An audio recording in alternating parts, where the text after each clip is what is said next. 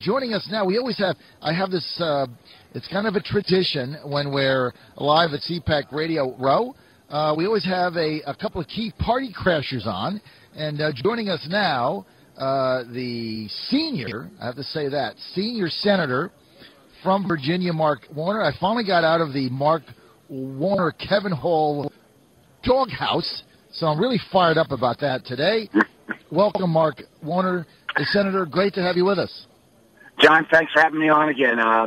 It's great that you're at the Fair and Balanced CPAC show. So, good spot to have a conversation this morning. Well, I'm not exactly sure it's fair. It's fair and balanced, but it's certainly interesting. When I used to go to CPAC as a young man, the conservative movement was pretty much there were the conservatives with Reagan, and there were everybody else with President Ford and Rockefeller. Now it's split three ways to Wednesday, so it's just hard to tell exactly what's going on here, Senator. But now the conservatives are starting to look like the Democrats, as split as the Democrats are. It certainly does. So look, Senator, the first thing I want to tell you is I'm excited to have gotten out of your communications director, Kevin Hall's doghouse. I was in there for several months, but now he says I'm on double secret probation, but I'm excited to be out. Well, I got to let you guys work through all of your issues. I mean, I'm happy to be a third-party counselor if you ever need one, but I'm not sure that's going to solve it. I thought you did that with Saxby Chambliss, right? I thought you were his counselor. Well, Saxby and I are still, it doesn't look like we're going to get the grand bargain this year, but Saxby and I teamed up this week on a bill to try to stop the president's effort to cut back on the commissaries before we finish, which would cost a military family about $3,000 a year in groceries.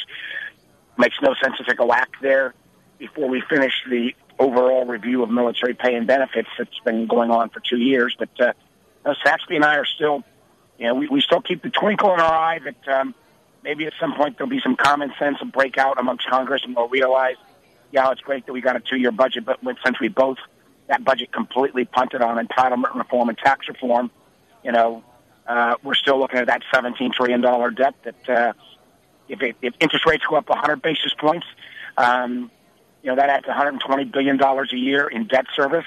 Whether we call that a new tax at CPAC or whether Democrats say that's the creation of 2 new Homeland Security departments, there's better ways to utilize those resources than paying debt service on an already too big debt. So we've got to bring it down. Look, there's no question. One question that I ask, and I want to ask you also, Senator, is there's a lot, and I ask this question to almost everybody that comes on. We've got a $17 trillion debt now, could be $18 trillion soon. What's the debt number that is going to keep you and some of your colleagues up at night? Obviously, for many of your colleagues in the Senate on the Democratic side, it's not 17 or 18 trillion. What's the number that is going to start to have people say, whoa, this has got to come down?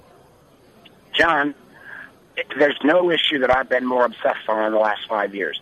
There's nobody who's managed to make people madder on both sides of the aisle than what we laid out. I mean, I had the AARP run ads against me because I believe that we got to do entitlement reform. I think there's nothing progressive about the fact that somebody like me shouldn't have to pay a little more on their Medicare, who's done well, when we've got a country with 8% poverty amongst seniors and 23% poverty amongst kids.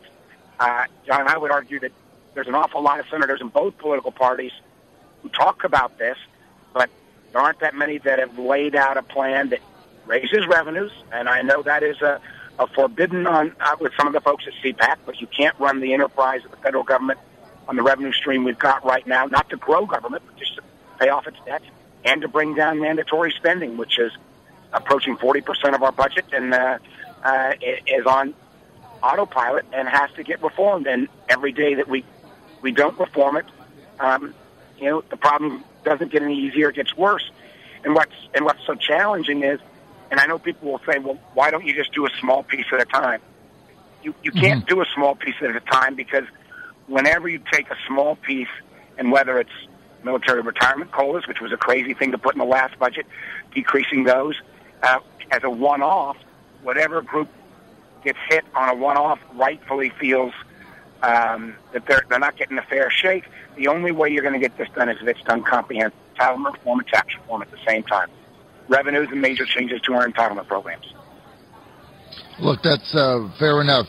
At least you're trying to get something done there. We've got to bring this debt down, no question. You and I agree on a lot of things. But on this one, at least you got to give me credit that I have been, maybe consistently wrong on the formula because we built our plan off of Simpson Bowles. But, we had a window when we had 46 senators and 100 House members. And my greatest frustration in this job is we never got a full vote on that at a moment when it was right. Well, look, during the when you had put together the gang of six, I'm great friends with Senator Chambliss. I thought, he was trying to do the right thing, and when I was covering him in Georgia, he was getting a lot of flack there for just trying to put something together. So I certainly do understand that. If I can, Senator Warner, I want to move to the Ukraine. Common Sense News Time, 8:18. This is the John Fredericks Radio Network, and we're at live at CPAC with Senior Senator from Virginia, Mark Warner. Senator, go to the Ukrainian situation. What, in your view, based on the fact that you're a senior member of the Senate Intel Committee, what do you think we ought to do? I think we need to. Excuse me, Don. What Russia is doing violates the 1994 accords around Ukrainian sovereignty, where Ukraine agreed to get rid of its nuclear weapons and guarantee its sovereignty. I think we need to, one, and this is happening this week, make sure that we show economic support for the new regime in Ukraine. Two, I think we need, we need to go much further beyond kind of simply pulling out of the Sochi G8. I think we need to start ratcheting up sanctions, economic sanctions, travel restriction sanctions. I do think these sanctions are stronger if we can do them in concert with the Europeans. I candidly have been, the exception of Germany, been disappointed that there has not been stronger outrage in Europe on this. This is a much more imminent threat in Europe. I think there's, it again shows the challenge you've got when Europe is so much dependent upon Russian natural gas. But what I think we need to do, this is real-time circumstance. And, what's interesting, the Russians, Putin in particular, likes to have this pretense of legality around everything, where they went to the rubber stamp parliament, are now going through this process where they've got this puppet in Crimea saying they're going to have a, quote unquote, I think a referendum as early as March 16th. We got to keep turning up the pressure sooner than that, because I don't want them to use this kind of false plebiscite in Crimea in a way that somehow sanctions the Russians are big on legalities, and we've got to continue to point out this is illegal. And particularly, Crimea clearly is predominantly Russian, but it's not overwhelmingly. It's only about 58-60%. There's a good chunk of Ukrainians and Tatars in Crimea. I've been surprised that their voices seem to have been so muted, at least in the last week. Okay, we're with Senator Warner. This is the John Fredericks Show. I appreciate your candor on that, Senator. Thank you very much. I want to move, if I can, in a couple minutes we have, to your vote yesterday to confirm President Obama's nominee, one of the nominees for the DOJ, Debo Adegbile. He went down. 7 of your colleagues voted no. Why did you vote the other way? Can you share your insight into that, sir? Sure. I mean, this was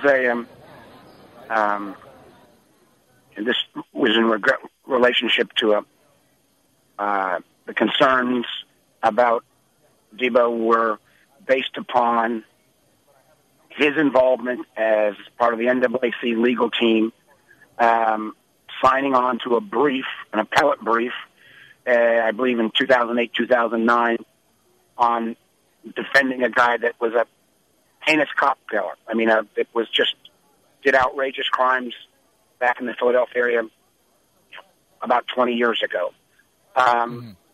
And I understand the concerns and why folks chose to vote against this guy.